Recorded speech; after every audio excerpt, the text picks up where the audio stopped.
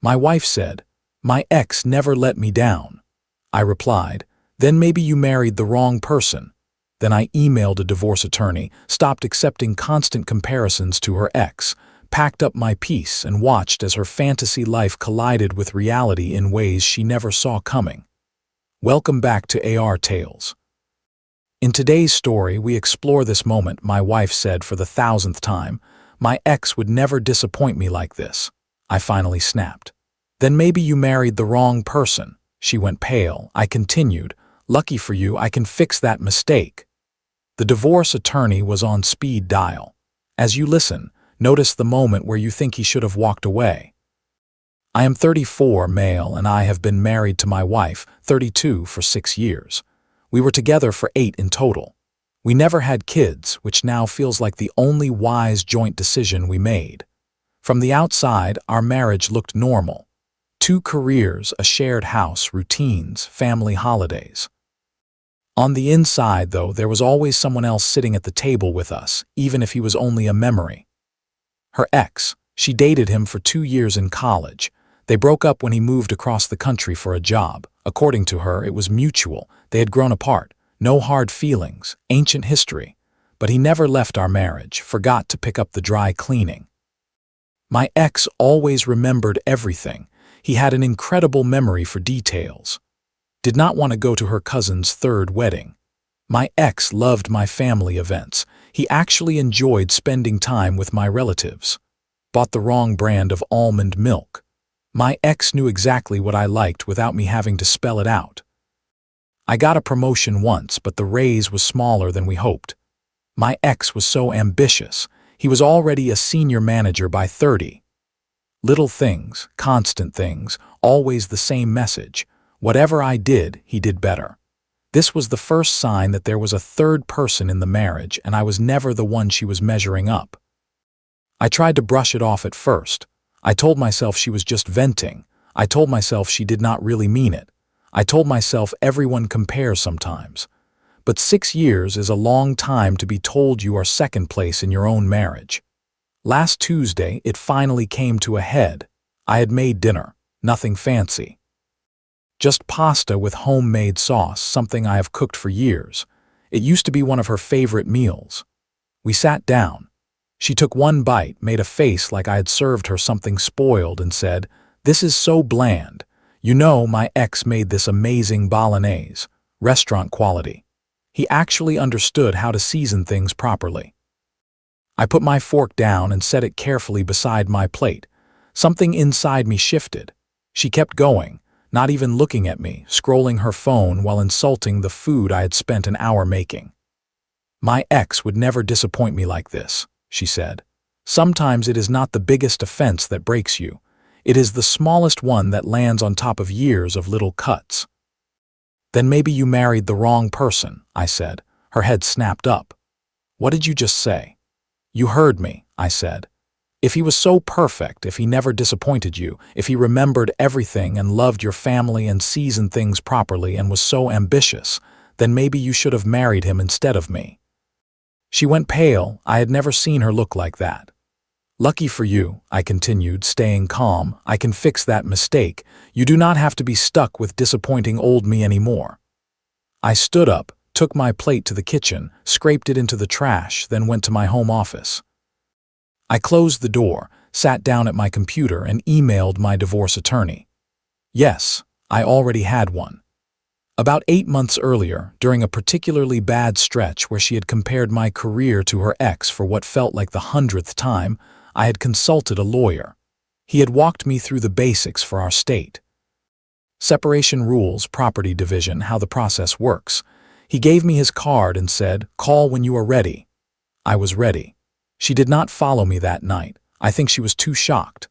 When she finally came to bed, I pretended to be asleep. She lay there in the dark, breathing heavily like she was trying not to cry. I heard it, I registered it. I felt nothing. The next morning I got up and dressed before she woke up. I left for work without saying goodbye. Around 10 in the morning, she texted. "About last night, I think we need to talk." I replied, "I agree, we should talk about the divorce process tonight." She called immediately. I declined and texted, "I am at work, we can discuss tonight." Then came the flood of messages. I read a few. I stopped after I saw the pattern. "You are overreacting. I did not mean it like that. You are being petty over nothing." Petty over nothing. After 6 years of her holding a college boyfriend over my head like a gold standard. At lunch, I met with my attorney. I told him I wanted to proceed. He reminded me that our state requires a separation period before the divorce is final. He went over our house, our shared assets, the practical side. We had kept our finances mostly separate. She had her accounts. I had mine. We split the mortgage and bills based on our income. I made about 40% more, so I paid the larger share. The house we bought together had gone up in value. If we sold, we would both walk away with a fair amount. I was not trying to ruin her financially. I just wanted out, clean, fair, done. That night when I got home, she was waiting. Red eyes, puffy face, tissues around her. She looked like she had spent the whole day rehearsing. "I am sorry," she started. "I know I compare you to him sometimes. Okay, maybe more than sometimes, but it does not mean anything. It is just venting. Everyone complains about their spouse. Everyone does it." "No," I said. "Everyone does not. I have never once compared you to any of my exes, not once in 8 years. Do you know why? Because I chose you, I married you. When you choose someone, you stop measuring them against the past." She started crying again. "So that is it. One fight and you want a divorce." "This is not one fight," I said. "This is 6 years of being told I am not good enough. 6 years of being compared to some perfect memory of a guy who, by the way, left you. He moved across the country and did not ask you to come." Every time I had brought it up before, she told me I was sensitive, that I knew she did not mean it, that I needed to get over it, that it was my insecurity. "Go ahead," I said. "Tell me I am being insecure right now. Tell me this is my problem one more time." She stayed quiet. "I have already contacted my attorney," I said. "We can do this the easy way or the hard way. Cooperate and we both walk away with something. Fight and we both walk away with less. Your choice." 5 days later, things escalated. She went into damage control mode, not to fix herself, but to fix the story. First, she called her mother. Within 2 hours, my mother-in-law was at our house, walking in like she owned it. "What is this I hear about you abandoning my daughter?" were the first words out of her mouth. "I am not abandoning anyone," I said. "We are getting a divorce. That decision affects both of us." "It is not a decision," my wife shouted from behind her. "I never agreed to this." "It is happening whether you agree or not," I said. "That is how divorce works. One person can file, I am filing." My mother-in-law started in. How ungrateful I was. How her daughter had given me the best years of her life. How I would regret this when I was old and alone. The usual lines. I let her talk. I did not interrupt. I did not argue. When she was done, I asked, "Are you finished? I have work emails to catch up on." She looked at me like she had never heard someone refuse to engage with her before. Some families are so used to drama that calm boundaries feel like an attack. "You are making a huge mistake," she said. "Noted," I replied. "You can leave now." She did not leave. She stayed 3 more hours, crying with my wife in the living room while I worked in my office with the door closed. Finally, they left together. My wife went to stay with her parents until I came to my senses. The house was quiet in a way it had not been in years. I made myself dinner, seasoned it exactly how I liked it, and nobody compared it to anyone. Then the smear campaign started. Over the next few days, I got messages from people I had not spoken to in months. Friends of hers, mutual friends, even a couple of my relatives who knew her family through church. The story she was telling was simple. I was having a mental breakdown. I had snapped out of nowhere. I was cruelly abandoning a devoted wife after years of a perfect marriage. There was no mention of the constant comparisons. No mention of the ex. According to her, everything was great and I just decided to destroy it. One of her friends messaged me. "I cannot believe you would do this to her. She always said you were the love of her life." I sent back a screenshot of one of the comparison texts and replied, "She spent 6 years telling me her ex was better than me at everything. Maybe ask her about that before you decide who the victim is here." The friend never wrote back. When someone fears the truth, they often rush to spread their version first. On day 4 of her staying at her parents', I got a call from our mortgage company. Someone had been calling repeatedly, asking if one party could refinance or assume the loan without the other person, due to concerns about the stability of the marriage. It was my wife. She was already trying to figure out how to get the house away from me before we had even sat down with lawyers together. I called my attorney. He was not surprised. He told me to document everything and to absolutely not leave the house because physical possession matters. Then my mother-in-law called me herself. "I think we should talk," she said, "adult to adult, without all the dramatics." "I am listening," I said. "My daughter made mistakes, I understand that. I am not saying she is perfect, but you are throwing away a good marriage over wounded pride." "With respect," I said, "you have no idea what my marriage has been like from the inside. You say she loves me, does she? Because for 6 years all I have heard is how much better her ex is than me at everything. Is that what love looks like to you?" Silence. "She is under a lot of pressure," she tried. "Her job, her insecurities."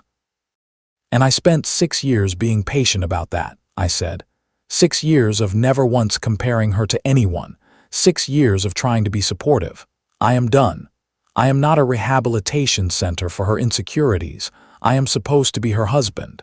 She started crying. "Please give her one more chance. She will go to therapy.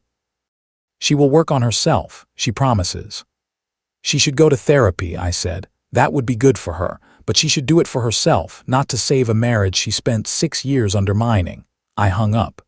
That night I got a text from an unknown number. It was a screenshot from my wife's social media, a 3-year-old post. A photo of her and her ex at a wedding. They were dressed up, standing close together.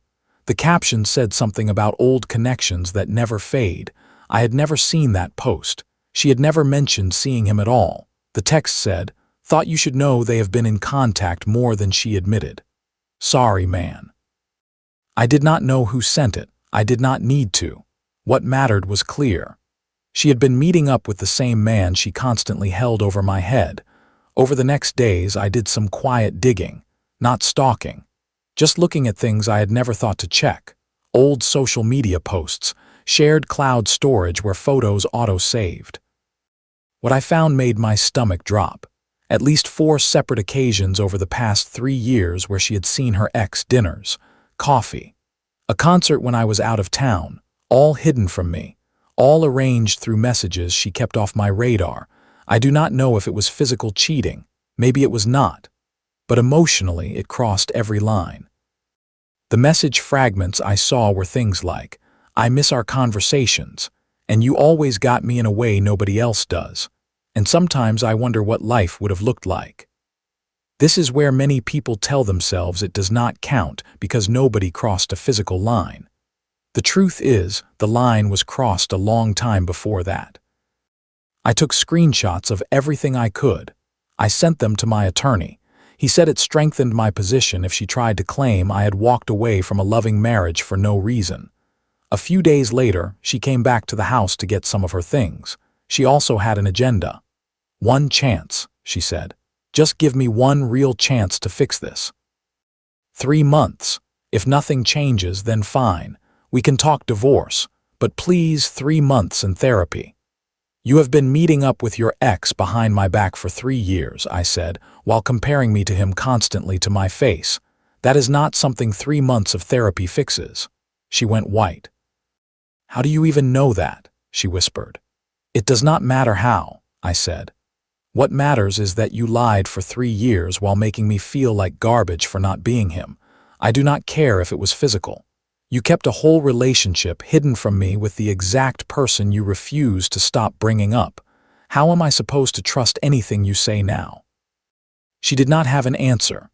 She packed clothes and personal items while crying, apologizing, promising to do whatever it took. I did not argue. I did not comfort. I let her pack and leave. 2 days later, my mother-in-law showed up at my workplace. I work in a professional office. Open floor plan, clients sometimes walking through. She marched past reception, insisting it was a family emergency and she had to see me. My manager came over. "There is a woman here who says she is your mother-in-law," he said. "Do you want me to call security?" I went to the lobby. "You need to leave," I told her quietly. "This is my workplace." "Not until you agree to sit down with my daughter like a rational adult," she said. "You are embarrassing yourself," I said, "and you are embarrassing your daughter. Coming to someone's job like this is harassment. Leave now, or I will have security escort you out and file a report." She left, but not before saying loudly, "You are going to regret treating my family this way." My manager asked if I was okay. I gave him the short version: difficult divorce.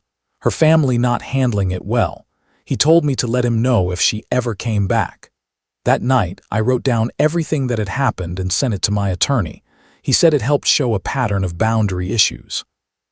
Then something happened that I did not expect. Her ex reached out to me directly. He messaged me on social media with his real account. "Hey," he wrote, "I heard you and your wife are getting divorced. I want you to know nothing physical ever happened between us while you were married." She reached out a few times. I probably should have shut it down harder, but I did not think it was my place to interfere. "I am sorry. For what it is worth, she talked about you a lot when we met up, mostly complaining if I am honest. I always wondered why she married you if she was so unhappy. I thought you deserved to know." I stared at that message for a long time. Then I replied, "Did she ever mention that she compares me to you constantly, like daily?" He wrote back, "Yeah, she brought that up. Said it was her way of motivating you to be better, pushing you to improve. I told her that was messed up and would backfire. She did not want to hear it. Motivating me by telling me I was never as good as him." I took screenshots of the conversation and sent them to my attorney. Then I did something small and petty. I forwarded the screenshot to my wife. No comment, no explanation, just her ex's words. She called 16 times that night. I did not answer. The last voicemail was her crying, saying, "He had no right to talk to you. You are turning everyone against me. This is so unfair." The next day, I filed the divorce papers officially. 3 weeks later, the divorce is fully in process. Our state has a mandatory waiting period, so it will not be final for a while, but the terms are set. The house is on the market. We agreed to sell the house and split the equity 50-50. It is fair. We each keep our own retirement accounts, our own savings, our own cars. No alimony either way. We both work. Legal fees and the current housing market will eat into what we get, but that is the price of leaving. In the end, everyone loses something in a divorce. I lost money and time. What I gained was peace. The fallout for her has been different. Her friends. At first, many of them believed her version. They messaged me with anger. When they reached out to attack me directly, I replied with context and screenshots. The hidden meetings with her ex. The messages where even he said her behavior was wrong. I did not blast anything publicly. I was not trying to ruin her life. I just gave the truth to people who came to me. Most of them went quiet. A few apologized. One said, "I always thought it was strange how much she talked about her ex. Now I understand why you left." Her parents. The scene her mother made at my job did not go over well with her father.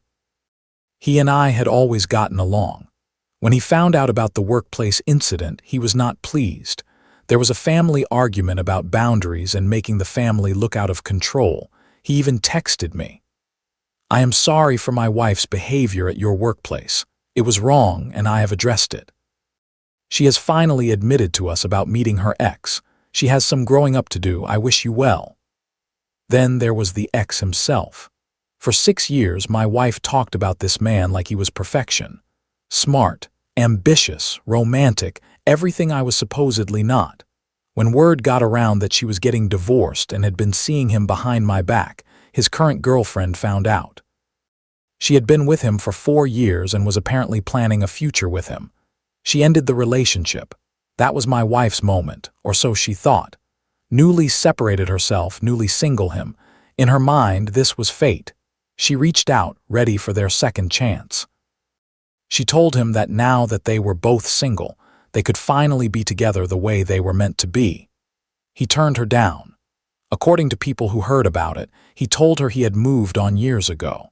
that she was living in a fantasy version of their past that never really existed, that he had never seriously considered getting back together, that he only stayed in contact because he felt a little sorry for her, and that her behavior toward me had shown him a side of her he found genuinely ugly. She spent 6 years telling me he was perfect and I was not.